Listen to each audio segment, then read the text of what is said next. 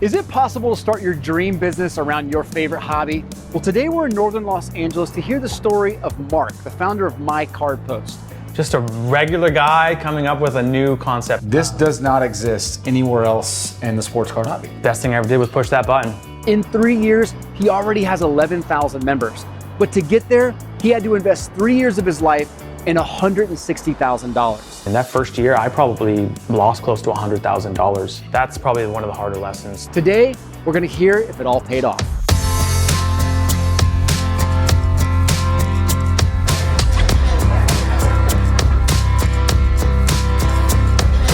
So have you always been an entrepreneur? Is that in your DNA? I think so, yeah. I've always been entrepreneurial at heart. The way my mind works, I'm always like trying to fix things or come up with a better mousetrap, or I always look at problems that maybe they're my own personal problems or problems that other people are presenting and think like, I can figure out a better way to make that thing work. And yeah. So I've always kind of dabbled in it. I've had millions of ideas. You talk to my family, they'd say the same thing. Like, he never stops. You know, he's always thinking of the next thing, so. Before we dive too deep into the story, MyCardPost is a sports card membership marketplace, one of the first of its kind, where members can go build their virtual card shops and sell without overwhelming fees. It truly is disrupting the old school way of selling sports cards. As an entrepreneur, how important is it to have family around? I have a day job in sales that I work full-time. I have MyCardPost full-time. And then, you know, being a husband and a father is also another full-time job. So, you know, while you're trying to grow, you know, this business, having family and, you know, having a lot of outlets for my kids and my wife, and, you know, sometimes you can be a lot more productive when the house is quiet. So, yeah, I think it's definitely been a positive where, you know, before we didn't have, I mean, we had some outlets out there, but not as many. That makes sense. Yeah. You got those three things you're juggling. How would you rank those right now in terms of importance? Well, I mean, obviously my day job is very important to provide for my family. I don't make any money on MyCardPost, so every single dollar that this business makes, I just run it back. Mark's passion for his startup is very clear. And as a sports card collector, I understand the challenges and I'm pretty excited to see how he solves them. So you seem pretty focused on like solving pain. What pain were you solving in the sports card world when you started MyCardPost? I mean, I didn't know in the beginning. I mean, ultimately when I got back into the hobby, same story as everybody, right? Yeah. Collected cards as a kid, lost touch with it for many years, and then, you know, right around COVID time, got back into it. I immediately started jumping into eBay and all the different marketplaces that were out there, and I was buying the cards that I wanted and chased as a kid, right? Buying those PSA 10s of the different players that I was interested in as a kid. But then I was experiencing a lot of the problems that most people in the hobby complain about, right? Yeah. This is, you know, everyone complains about the fees and, you know, why are the fees so expensive? Why can't we trade? Why do I have to watch what I say when I talk to somebody? So, you know, of course you're trying to like make deals with people and try to find ways to navigate these marketplaces because there's a lot of rules and restrictions that came with what I learned to discover was really tied to the fee-based model. Okay. There's got to be a better way, and I started just thinking about different ways in which there could be a marketplace that could solve some of these problems. And okay. Have you started other businesses before this? I mean, I wouldn't say I've started businesses. Okay. I've definitely have been very entrepreneurial. I've started products, I would say more so. I definitely have a lot of product ideas. Many of them that are just, you know, maybe I Googled it for 10 seconds and found that it already existed. And this one in particular spurred from a long flight home from Hawaii once when I was traveling there for work, and I was coming back and I was in the last row up against the bathroom. I couldn't lean back and sleep, and I was exhausted. All I wanted to do was like lean forward in my seat and like fall asleep. And, you know, that's when I had the idea to create my own inflatable pillow. But the beauty of this thing is not, you know, it was, you know, to be able to like, you know, lean forward and sleep leaning forward, but it was also like to have a motor. So it auto inflated. I got it this far, and, you know, unfortunately it was kind of cost prohibitive to take it any further, but, you know, again, it's just an example of, you know, having a problem, a personal hardship, and wanting to try to innovate and create something new and unique. So, you know, we didn't have a lot when I grew up. I grew up in a small town. My parents, you know, they worked hard just to put food on the table and clothes on our back and make sure we had what we needed. I just wanted to persevere. I wanted to do something good for my family. I don't know, like build a legacy, something that like scales beyond me, that's just like doing something good. Again, not just for my family, my personal family, my wife and my kids, but like, I don't know. I'm getting emotional thinking about it, but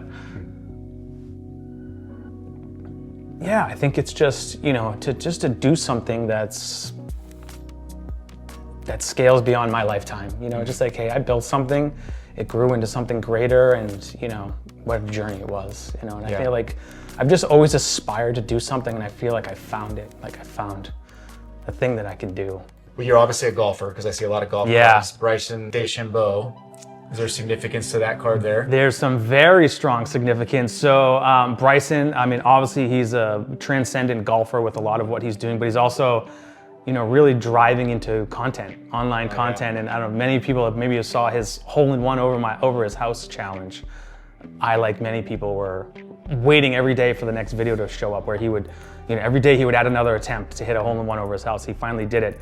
Well, I got the idea of trying to pull his rookie auto out of 2021 SP Authentic Golf and did the same thing. I'm gonna open a pack a day and increase it by the number of days. Here we go. This is box number 4 out of 31. Let's go. Box number 11. And I got all the way to day 35 before, man, I finally pulled the card. And is that the one? That is the card. That's incredible. Got it graded, came back in SGC 9.5, super stoked. That one will forever be in the PC for, you know, kind of the journey I went through of creating content every day, opening packs, and finally hitting it. It was awesome. We freaking did it! Bryson DeChambeau, Authentics rookie. So tell me about the moment where you said, I'm going all in, and you flipped the switch and dove into MyCardPost. You know, my light bulb moment really was realizing that a lot of the restrictions that were coming with all these different marketplaces was very specifically tied to the fee-based model.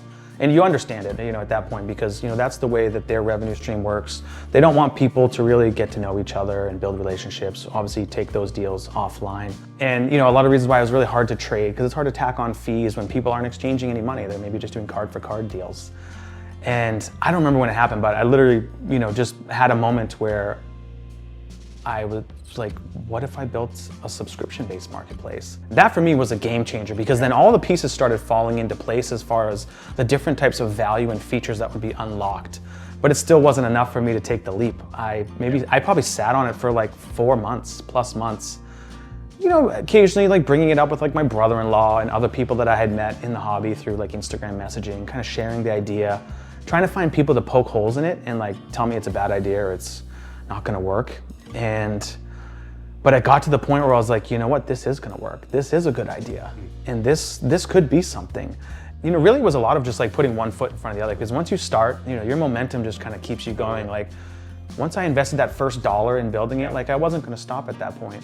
And you know, it took me 9 months from flip the switch to get a minimum viable product? From go to going live. It took me 9 months. Along that journey, what were the bigger hurdles that you had to get past? I mean, were you developing this on your own?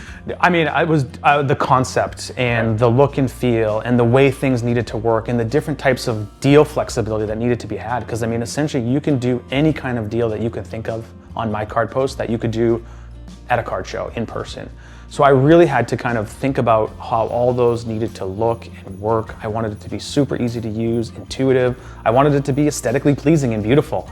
And, you know, so I think the hardest part was a lot of just design decisions and, you know, things of that nature. So it took a lot of like back and forth to get things to the point where they felt right. Were you bootstrapping every single thing? To this day, I'm still doing it. To this day, and so put date frame, like yeah. time frame. Where were we at with the start? Yeah, so I think, you know, originally I started coming up with this at the end of 2021. Okay. And then it wasn't until like the end of March in 2022 that I actually started the process of like going forward and building.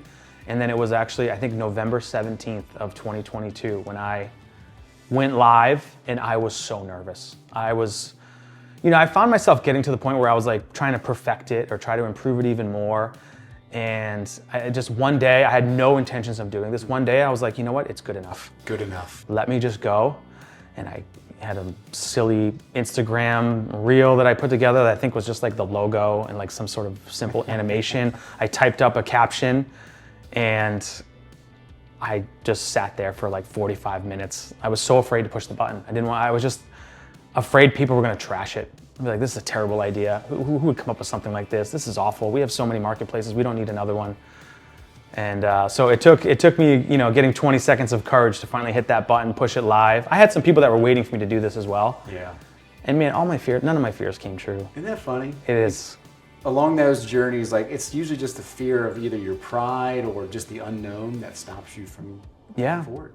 In my case too, like I wasn't anybody that had an existing hobby reputation. So to me, I was like, I'm a nobody. I'm just an average guy, just a regular collector like everybody else. Like who's gonna wanna follow a business platform that I put together, right?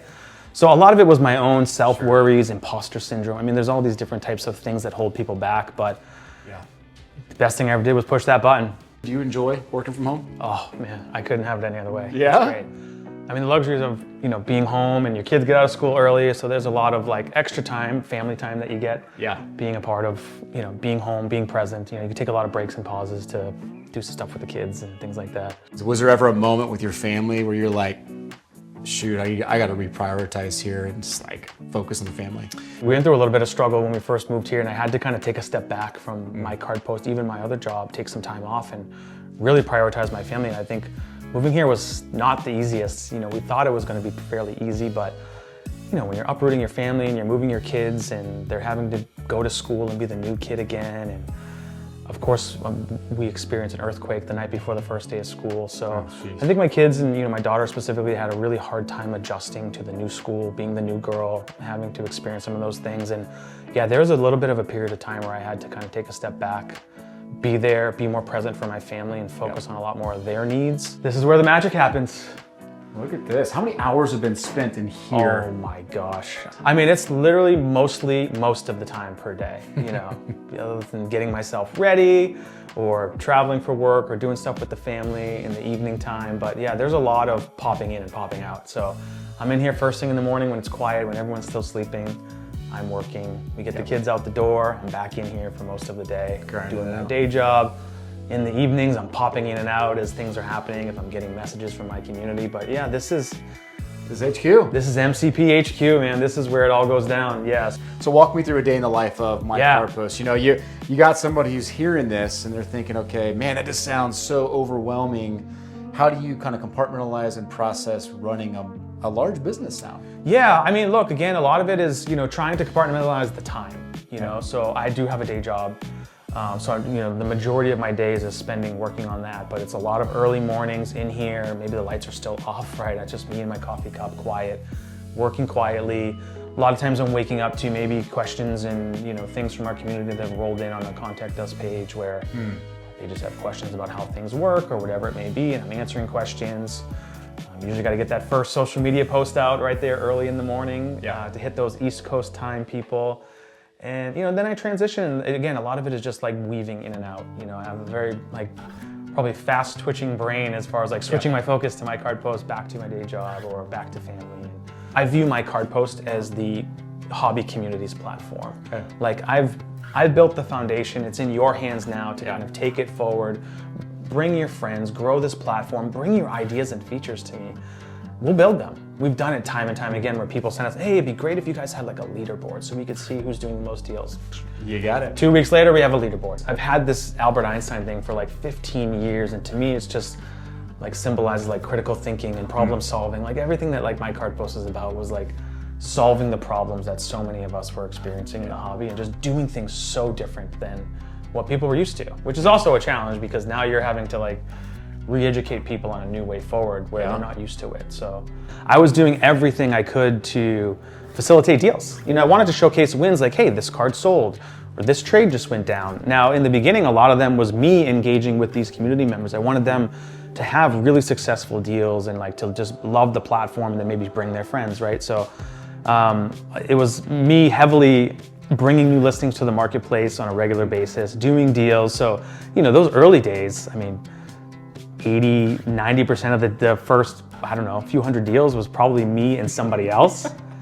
The moment was really when you started seeing that change, where deals were going down in the community without me being involved. And that was, you know, that was the moment where I was like, wow, this is working. You know, they're loving it. And the feedback I was getting, nobody was saying anything bad about it, which I was afraid of in the beginning. I was just getting nothing but like, oh my gosh, this is amazing.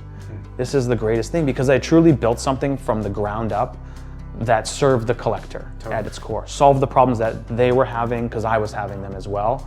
And I felt like the rest would take care of itself. But, you know, again, that game-changing moment was when really people when deals started taking on a life of their own. You obviously have figured out the tools and the platforms you needed to help accelerate your journey. What were some of those platforms that you used to make your life easier? Yeah, I mean, look, a lot of stuff. I mean, I'm not a graphic designer. I don't have developer skills. So, I mean, I started with literally getting my logo on Fiverr. I don't know, maybe I spent like $40 to get the logo created, right? But it can't, and it's something that's stuck and it turned out pretty good. I mean, obviously there's the core platforms that people like Canva, I mean, invaluable for content creation. I found my developers through Upwork, and I formed the company through LegalZoom. And I mean, these are all just the different things that are out there. It's kind of like the easy button in a lot of ways, where it's just, you can kind of pay for their expertise and they help you kind of get it done. A lot of things I wouldn't be able to do and design myself. When you are bootstrapping, I mean, you don't want to go spend exorbitant amounts of money on some of these tools. So it really just helps you kind of get your feet set, get your foundation going. And if something breaks or fails, then then you can look into investing into something at a higher tier that provides more functionality. And I couldn't help but noticing some of the books over here. I mean, as an entrepreneur, right, you're always trying to feed your mind. I see the Hormozis, the Gary V's. Is there anybody in particular that you kind of gravitate to as inspiration? Yeah, I mean, I definitely follow a lot of like Gary V, Alex Hormozi. I mean, the ones we're talking about, I mean, their content's great. They give a lot of great advice. I definitely take nuggets from them all the time. You get different ideas, marketing ideas, content ideas, growth hacking ideas, things that I've tried to incorporate into MyCardPost that are just like, they may look subtle, but there's true like value behind it.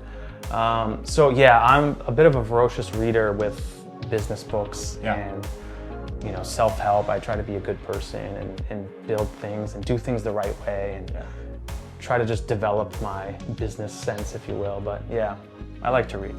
I don't get as much time to read though as I'd like. I was gonna say, I'm trying to figure out the window of time you have to read. Probably very slim these days. Not as much. I'm definitely relying a lot on my past reading, or I do a lot of like hiking on audiobooks, so I kind of consume when I'm on the move. So that makes sense. Yeah. While the community is great and the platform has been growing, I mean, it has cost a lot. I mean, I mean that first year I probably lost close to $100,000, like knowing that I had something that was worth that kind of financial investment.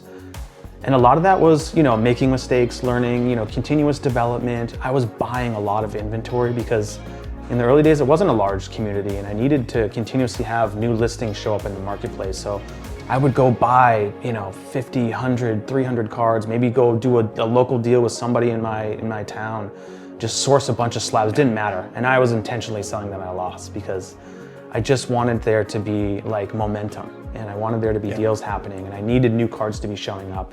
How were you motivating yourself in that time to think, I'm gonna keep doing this because $100,000, that's a legitimate loss. Again, I think it comes down to like, you have something in your core. Like I just felt it in my being that this is something special. This really could be something that gets pushed to the forefront of the hobby as like the hobby marketplace that is built in the right way. A lot of this is learning. As an entrepreneur, you're learning how to do this. I've never built a business before. There's no perfect formula for me. There's no past history of a marketplace like this existing that I could, somewhat copy. I was carving my own path and learning and failing as I go. So it was inventory, it was buying cards from people in the community because I wanted, the sellers to have a good experience. It was doing paid advertisements that failed terribly. It was all sorts of stuff. Trial and error. Yeah. Trial by fire. So what's the general idea, MyCardPost? Walk me through kind of the high level.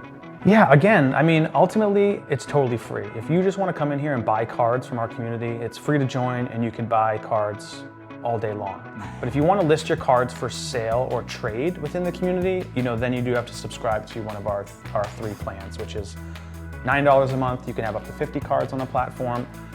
$19 a month for up to 500 cards on the platform, and $22 a month for unlimited. You can have as many cards as you want on the platform.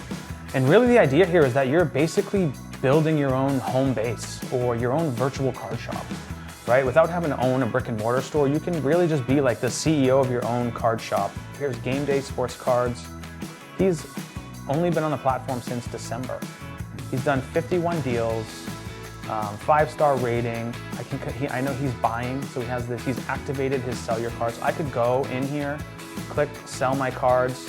I see exactly what he's looking for, and then I can come in here and like proactively send him an offer. Like, hey, you have a shop, you're buying certain things. Let me just come in here and start an offer with some of my cards, And it's just very easy to send a message, type in your starting dollar amount, and it's just a back and forth negotiation. I love it. He's got 1,000 cards here. I can see, I can go and see he's got plenty of reviews on MyCardPost. These are verified reviews that go back to the transactions on the platform, so you could see exactly the deal that was done, that was being reviewed. But one of the beautiful aspects here is the ability to just negotiate on more than one card. This isn't just single transactions. I can come in here and start a multi-card cash offer. Again, same super easy, intuitive workflow. Just be like, hey, I'm interested in these 6 cards. I add them to my starting offer. They're here. I see kind of the total amount. I just type a quick message. I see, these are $250. I could just be like, hey, would you be willing to accept $200? And I'm negotiating on the whole lot. So it's a $200 offer on all 6 of these cards. There's no limit. I think the largest one, we had 86 card offer. So 86 cards were put up into a single offer and were purchased for, I think it was close to $4,000. You can't do that anywhere else. You can't.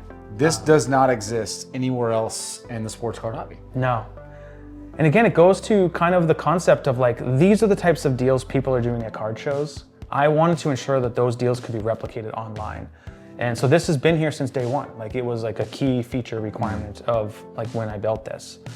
And we have our feed, this is a newer thing. You could see people in here. Here's Morrison Trading Post, one of our top hobby shops in Canada, who are here advertising to the community that they got $20,000 to spend.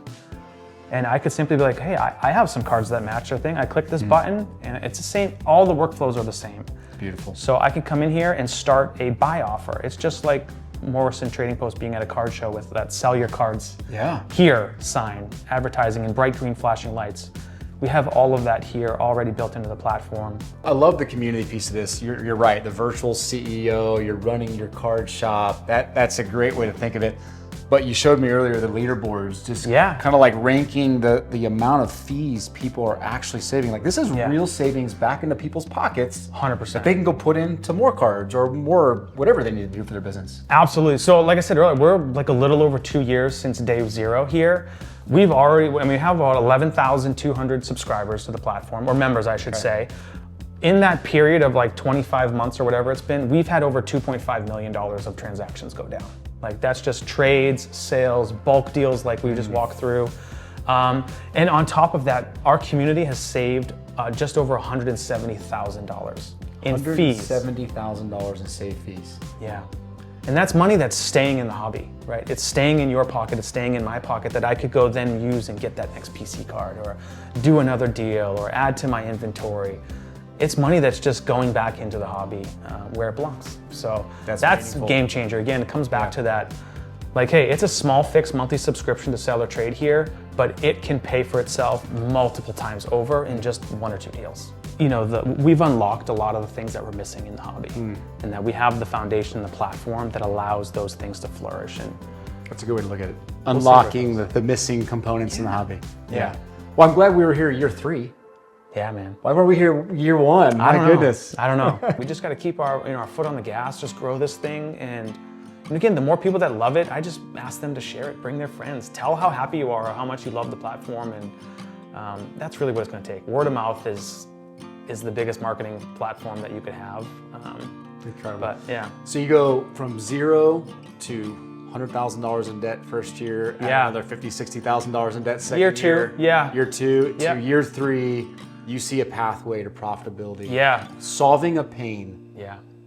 That 3 years ago was just this is Mark dealing with cards, saying I got to solve this pain. Just a regular guy coming up with a new concept, a new idea. And I think, again, it's so unique. It's a grind, but I think we're ready to go, and the platform works really well. The existing community we have that loves it. Yeah. It's just a matter of getting it in front of more people and making them aware of it. 3 years ago, you could redo some things. What are the 2 or 3 things that you would potentially redo?